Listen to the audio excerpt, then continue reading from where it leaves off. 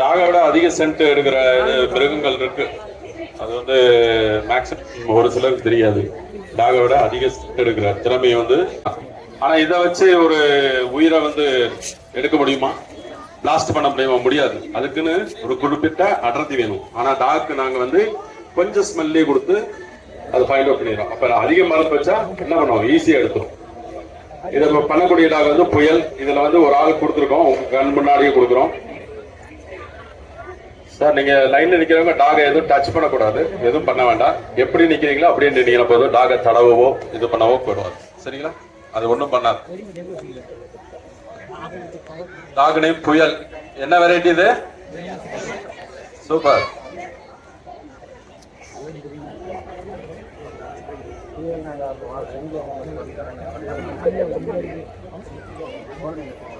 இப்ப அதுக்கு செஸ்ட்ல கட்டி ஹார்னஸ் சொல்லுவாங்க, அந்த பெல்ட் மாதிரி. அதை கட்டினா அது வந்து டோட்டிக்கு அலர்ட் ஆகுதுன்னு அர்த்தம்.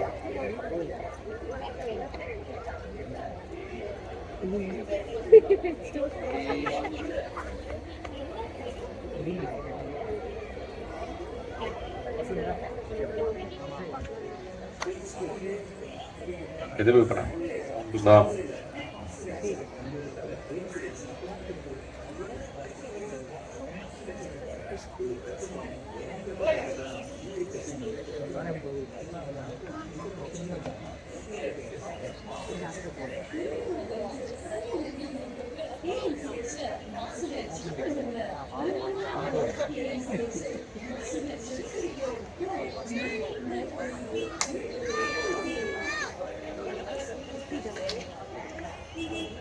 இது என்னன்னு கேட்டீங்கன்னா, டாக் வந்து எக்ஸ்ப்ளோசிவ் பொறுத்த வரைக்கும் அந்த ஏர் சென்ட் கிடைக்கும். ஏர் சென்ட்டை பொறுத்து தான் உட்காரும்.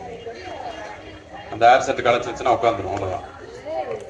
ஏன்னா அந்த ஆர்டிகலை டச் பண்ணாலும் இது பண்ணாலும் வெடிச்சிடும். அதனால டாக் வந்து அந்த வாசம் கிடைச்சதுன்னா, ஏர் சென்ட் கிடைச்சதுன்னா உட்காந்துரும். இந்த ஏர் சென்ட்டுக்கும் டாக்கு சம்பந்தம் உண்டு. டாக் வந்து எங்கேயாச்சும் ஒரு இடத்துல ரெஸ்ட் போற, வீட்டுல பார்த்துக்கலாம், ரெஸ்ட் போட்டீங்கன்னா டாக் வந்து காத்து வர திசையில தான் தான் முகத்தை வச்சு படுக்கும். நல்லா கவனிச்சு பாருங்க. கண்டுபிடிச்சிட்டாரு, ஹேண்டுக்கு தகவல் சொல்லிட்டாரு. இவரை இப்ப செக்யூர் பண்ணிடுவாங்க. இங்க உங்களுக்காக டெமோக்காக ஒரு செக்யூர் பண்ணிடுவாங்க. ஆக்சுவலி ஹியூமன் பாம் எல்லாம் அப்படியே ஃப்ரீயாவே விட்டுருப்போம் இல்ல, உங்களுக்கு காமிக்கிறதுக்காக. தேங்க்யூ.